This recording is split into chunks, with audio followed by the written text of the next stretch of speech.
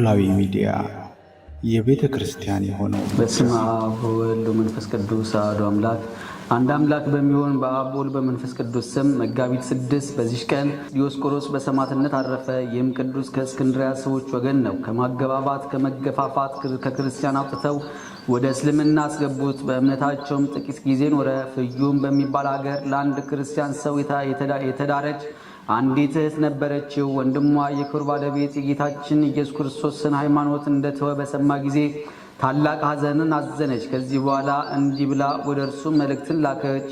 የክብር ባለቤት ክርስቶስን አንተ እንደ ካርከው ከምሰማ በክርስትና ሳለ የሞትክ መርዶ ቢመጣልኝ እወድ ነበር። ከዚያም ከቅዱሳት መጽሐፍት ጠቅሳ ጻፈችለት። በደብዳቤዋ ፍጻሜም እንዲህ ብላ ጻፈች። ከዛሬ ጀምሮ ወደ ክርስትና ካልተመለስክ ይህቺ ደብዳቤ በእኔና በአንተ መካከል የፍቅር ፍጻሜ እንደሆነች ወቅ ከቶ ፊትህን እንዳታሳየኝ መልእክትም ቢሆን አትላክልኝ። የእህቱንም የመልእክት ደብዳቤ ባነበበ ጊዜ መሪር እንባን አለቀሰ፣ ተጸጸተ፣ ፊቱንም ጸፋ፣ ጽሕሙንም ነጨ። ተነስቶም ወገቡን ታጠቀ፣ ረጅም ጸሎትንም በመጸለይ ማለደ። ፊቱንም አዳኝ በሆነ መስቀል ምልክት አማተበ። ከቤቱም ወጥቶ በእስክንድርያ ከተማ ውስጥ ተመላለሰ። እስላሞችን ባዩት ጊዜ ይዘው ወደ መኮንኑ አቀረቡት። መኮንኑም ከእርሱ ስለሆነው ነገር ጠየቀው። እርሱም ክርስቲያን ነኝ፣ ሌላ ምን አላውቅም ብሎ መለሰ። መኮንኑም ደግሞ የክርስቲያን ሃይማኖትን ትተህ ወደ እኛ እምነት ገብተህ አልነበረምን ብሎ መለሰለት። ቅዱስ ዲዮስቆሮስም መልሶ እንዲህ አለ። በወልድ የማያምን ሕይወትን አያትም፣ የእግዚአብሔር የቁጣው መቅሰፍት በላዩ ይወርዳል እንጂ የሚል በከበረ ወንጌል ተጽፏል። ስለዚህ እኔ በክብር ባለቤት በሕያው እግዚአብሔር ልጅ በጌታችን ኢየሱስ ክርስቶስ አምናለሁ። እኔም ትውልዴም ከክርስቲያን ነው። አሁንም በክርስትና እሞታለሁ።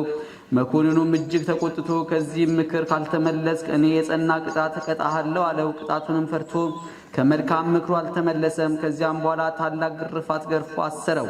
በእስር ጥቂት ቀናት ቆየ። ከእስር ቤቱም አውጥቶ ከምክሩ ከሐሳቡ ቢመለስ ብዙ ገንዘብ ሊሰጠው ቃል ገባለት። ይህ ካልሆነ ግን በእሳት እንደሚያቃጥለው ነገረው። ቅዱሱም ሕያው በምታደርግ ከክርስቲያን ሃይማኖት በቀር በሌላ አልሞትም ብሎ መለሰለት። መኮንኑም በእሳት እንዲያቃጥሉ ታዘዘ። ከከተማ ውጭ ታላቅ ጉድጓድ ቆፈሩለት፣ እንጨትን መልተው አነደዱት። ነበልባሉም እጅግ ከፍ ከፍ አለ። ያን ጊዜም ብዙ ገርፈው ሥጋውን በሰይፍ ሰነጠቁት፣ ወደ እሳትም ጨመሩት። ነፍሱንም በእግዚአብሔር እጅ ሰጥቶ በመንግሥተ ሰማያት የሰማዕትነት አክሊል ተቀበለ። ጸሎቱና በረከቱ ከእኛ ጋር ለዘላለሙ ይኑር አሜን።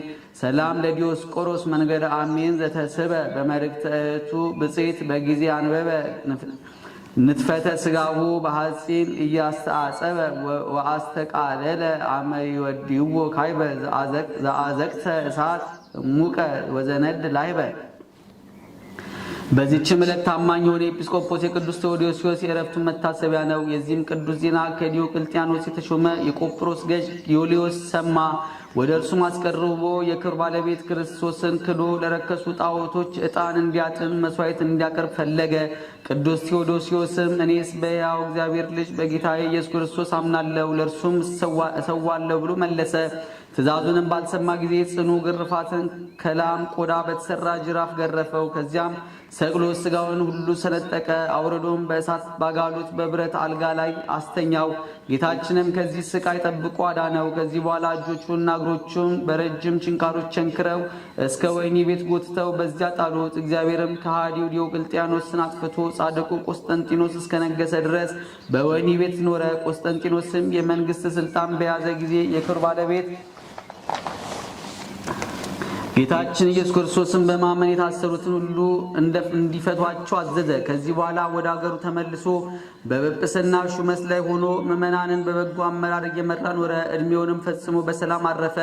የፈጣሪው በረከት ከእኛ ጋር ለዘላለሙ ትኑር አሜን። ሰላም ለቴዎዶስዮስ በእንተ ስማ ጽድቅ ዘተዘብጠ ብዙሃ ዓመታት ተሞቂዮ አኮ ህዳጠ ዲዮቅልጥያኖስ ሁሉ ድኅረ መንግሥቱ ተፈልጠ ሀበዘትካት መንበሩ በትእዛዘ አምላክ ተመይጠ እስከ መዋሊሁ በአድአት ወበዛይን ተሰልጠ።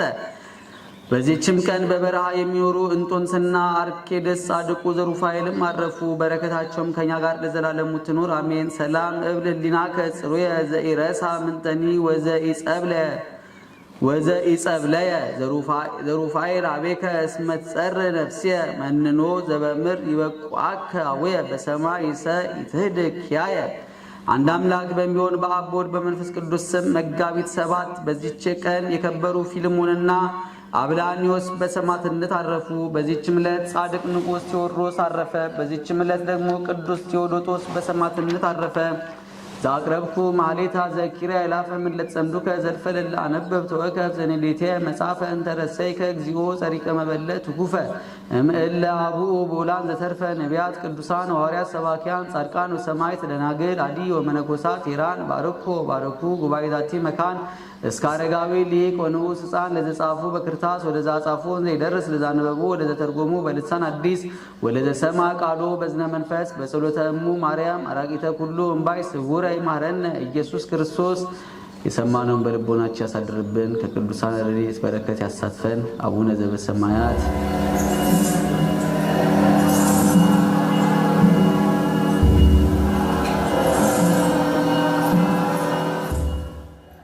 ኖላዊ ሚዲያ የቤተ ክርስቲያን የሆነውን ብቻ